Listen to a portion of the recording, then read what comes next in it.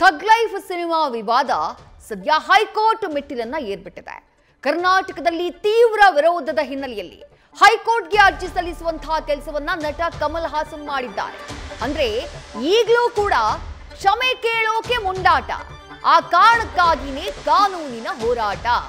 ಹೈಕೋರ್ಟ್ಗೆ ಅರ್ಜಿಯನ್ನ ಸಲ್ಲಿಸಿದ್ದಾರೆ ನಟ ಕಮಲ್ ಹಾಸನ್. ಏನಂತ ಇದೆ ಆ ಅರ್ಜಿನಲ್ಲಿ? ಚಿತ್ರ ಪ್ರದರ್ಶನವನ್ನ ತಡೆಯದಂತೆ ನಿರ್ದೇಶನ ನೀಡಬೇಕು, ಘನತವೆತ್ತ ನ್ಯಾಯಾಲಯ ಅನ್ನುವಂತಹ ಮನವಿಯನ್ನ ಮಾಡಿದ್ದಾರೆ. ಯಾರಿಗೆ ನಿರ್ದೇಶನ ನೀಡಬೇಕು? ಸರ್ಕಾರ, ರಾಜ್ಯ ಪೊಲೀಸ್ ಇಲಾಖೆ ಅಥವಾ ಫಿಲ್ಮ್ ಚೇಂಬರ್.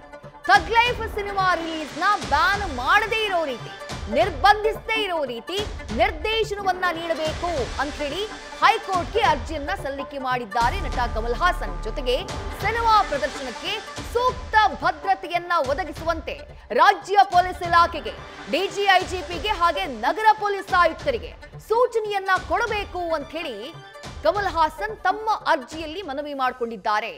ಕಮಲ್ ಹಾಸನ್ ಒಡೆತನದ ಸಿಇಒ ಸಂಸ್ಥೆಯ ಮೂಲಕ ಅರ್ಜಿಯನ್ನ ಸಲ್ಲಿಕೆ ಮಾಡಲಾಗಿದೆ.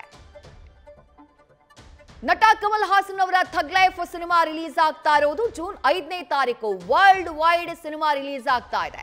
ಕರ್ನಾಟಕದಲ್ಲೂ ಕೂಡ ಕಮಲ್ ಹಾಸನ್ ಅವರ ಸಿನಿಮಾಗಳಿಗೆ ದೊಡ್ಡ ಮಟ್ಟದಲ್ಲಿ ಅಭಿಮಾನಿಗಳಿದ್ರು. ಆದ್ರೆ ಅವರೇ ಮಾಡಿಕೊಂಡಂತಹ ಎಡವಟ್ಟು, ಕನ್ನಡ ಸಿನಿಮಾದ ಕನ್ನಡ ಭಾಷೆಯ ಹುಟ್ಟಿನ ಬಗ್ಗೆ ಅವರಾಡಿದಂತಹ ಮಾತು ಕನ್ನಡಿಗರ ಆಕ್ರೋಶಕ್ಕೆ ಕಾರಣ ಆಯಿತು. ಇಷ್ಟು ಹೊತ್ತಿಗೆ ಕ್ಷಮೆ ಕೇಳೋ ಅಥವಾ ವಿಷಾದವನ್ನ ವ್ಯಕ್ತಪಡಿಸಿಯೋ ಈ ವಿವಾದವನ್ನ ಬಗೆಹರಿಸಿಕೊಳ್ಳೋದಕ್ಕೆ ಅವಕಾಶ ಇತ್ತು ನಟ ಕಮಲ್ ಹಾಸನ್ ಅವರಿಗೆ. ಆದ್ರೆ 2 ಬಾರಿ ಪ್ರತಿಕ್ರಿಯೆಯನ್ನ ಕೊಟ್ಟಂತಹ ಸಂದರ್ಭದಲ್ಲೂ ಕ್ಷಮೆ ಕೇಳೋಕೆ ಅವರು ಸಿದ್ಧರಾಗ್ಲಿಲ್ಲ. ಹಠಕ್ಕೆ ಬಿದ್ದುಬಿಟ್ರು. ತಪ್ಪು ಮಾಡದೇ ಇದ್ರೆ ಕ್ಷಮೆ ಕೇಳಲ್ಲ, ಇದು ನನ್ನ ಲೈಫ್ ಸ್ಟೈಲ್ ಅನ್ನುವಂತಹ ಡೈಲಾಗ್ ಎಲ್ಲ ಹೊಡೆದು ಬಿಟ್ರು. ಇದೆಲ್ಲದರ ಮಧ್ಯೆ ಈಗ ಕಾನೂನು ಹೋರಾಟಕ್ಕೆ ಮುಂದಾಗಿದ್ದಾರೆ. ಕನ್ನಡಿಗರ ವಿರೋಧದ ನಡುವೆ ಕಾನೂನು ಸಮರಕ್ಕೆ ಮುಂದಾಗಿದ್ದಾರೆ. ಡೀಟೇಲ್ಸ್ ನಮ್ಮ ಪ್ರತಿನಿಧಿ ಸಂದೇಶ್ ನೀಡ್ತಾ ಹೋಗ್ತಾರೆ. ಸಂದೇಶ್, ಕ್ಷಮೆ ಕೇಳಬಹುದಾಗಿತ್ತು, ಕ್ಷಮೆ ಕೇಳುವ ಮೂಲಕ ಈ ವಿವಾದ ಏನಿದೆ ಅದನ್ನ ಆರಂಭದಲ್ಲೇ ತಣ್ಣಗ್ ಮಾಡೋದಕ್ಕೆ ಅವಕಾಶ ಇತ್ತು. ಆದ್ರೆ ಈಗ ಒಂದ್ ಹೆಜ್ಜೆ ಮುಂದಕ್ಕಿಟ್ಟಿದ್ದಾರೆ ಕಮಲ್ ಹಾಸನ್. ಕಾನೂನು ಹೋರಾಟಕ್ಕೆ ಮುಂದಾಗಿದ್ದಾರೆ. ಅರ್ಜಿನಲ್ಲಿ ಏನೆಲ್ಲ ಮನವಿಯನ್ನ ಮಾಡಿಕೊಳ್ಳಲಾಗಿದೆ? ಅರ್ಜಿ ಯಾವಾಗ ವಿಚಾರಣೆಗೆ ಬರಬಹುದು? ಸಂದೇಶ್.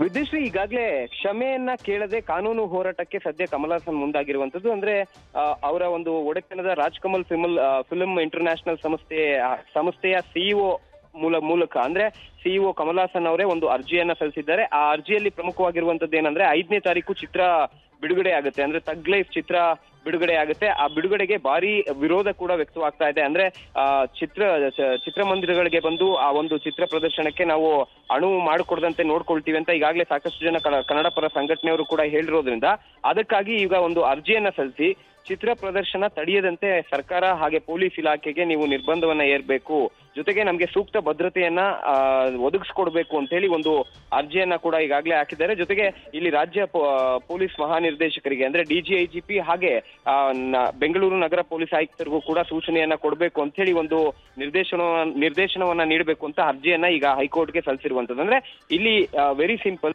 ನಮ್ಮ ಸಿನಿಮಾ ರಿಲೀಸ್ ಆಗ್ತಾ ಇದೆ. ಆ ಸಿನಿಮಾ ರಿಲೀಸ್ ಸಂದರ್ಭದಲ್ಲಿ ನಮ್ಗೆ ಸೂಕ್ತ ಭದ್ರತೆಯನ್ನ ಕೊಟ್ಟು ಚಿತ್ರ ಪ್ರದರ್ಶನಕ್ಕೆ ನಮ್ಗೆ ಅವಕಾಶವನ್ನ ಮಾಡಿಕೊಡ್ಬೇಕು ಅಂತ ಈಗ ಕಮಲ್ ಹಾಸನ್ ಅವರು ಅರ್ಜಿಯನ್ನ ಸಲ್ಲಿಸಿದ್ದಾರೆ.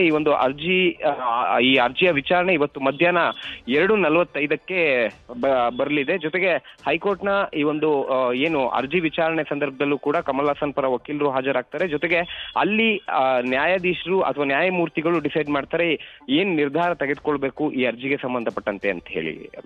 ಸಂದೇಶ್, ಸಿನಿಮಾ ರಿಲೀಸ್ಗೆ ಇನ್ ಬಾಕಿ ಇರೋದು 2 ದಿನ ಮಾತ್ರ. ಅಷ್ಟರ ಒಳಗೆ ಅರ್ಜಿಗೆ ಸಂಬಂಧಪಟ್ಟ ಹಾಗೆ ಹೈಕೋರ್ಟ್ ಆದೇಶವನ್ನ ಕೊಡಬಹುದಾ ಅಂತ ಹೇಳಿ, ಅದ್ರ ಜೊತೆಗೆ ವಿಪರ್ಯಾಸ ಅಂತ ಅನ್ಸೋದು ಸಂದೇಶ್, ಉಗ್ರಲ್ ಹೋಗೋದನ್ನ ಕೊಡಲಿ ತಗೊಂಡು ಪರಿಹಾರ ಮಾಡ್ಕೊಳ್ತೀನಿ ಅಂತ ಹೇಳಿ ಕೈ ಹಾಕಿದಾರಾ ಅಂತ ಹೇಳಿ ನಟ ಕಮಲ್ ಹಾಸನ್ ಅವರು.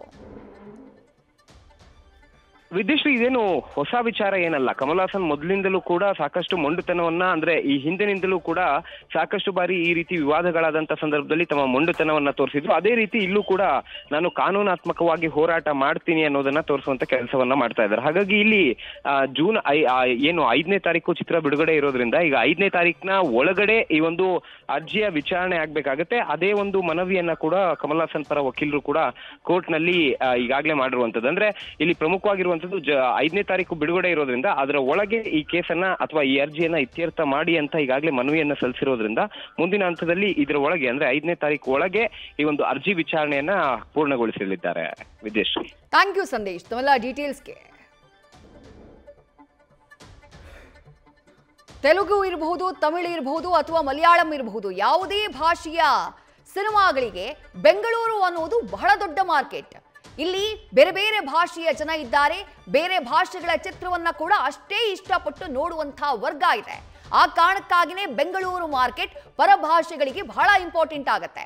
ಆ ಇಂಪಾರ್ಟೆನ್ಸ್ ಗೊತ್ತಿದ್ರೆ ಮಾಡಿದಂತಹ ತಪ್ಪಿಗೆ ಅಥವಾ ಇತಿಹಾಸವನ್ನ ಅರಿಯದೆ ತಾನಾಡಿದಂತಹ ಮಾತಿಗೆ ಅಥವಾ ಗೊಂದಲಗಳಿರುವಂತಹ ವಿಚಾರದ ಬಗ್ಗೆ ತನ್ನ ಅಭಿಪ್ರಾಯವನ್ನ ವ್ಯಕ್ತಪಡಿಸಿದ್ದಕ್ಕೆ ಕ್ಷಮೆ ಕೇಳುವಂತಹ ಕೆಲಸವನ್ನ ಕಮಲ್ ಹಾಸನ್ ಅವರು ಮಾಡಬಹುದಾಗಿತ್ತು, ವಿಷಾದವನ್ನ ವ್ಯಕ್ತಪಡಿಸಬಹುದಾಗಿತ್ತು. ಬಟ್ ಅದ್ಯಾವುದನ್ನೂ ಕೂಡ ಮಾಡದೆ ಈಗ ಕಾನೂನಿನ ಮೂಲಕ ಸಮಸ್ಯೆ ಬಗೆಹರಿಸಿಕೊಳ್ತೀನಿ ಅಂತ ಹೇಳಿ ಹೈಕೋರ್ಟ್ ಮೆಟ್ಟಿಲೇರಿದ್ದಾರೆ.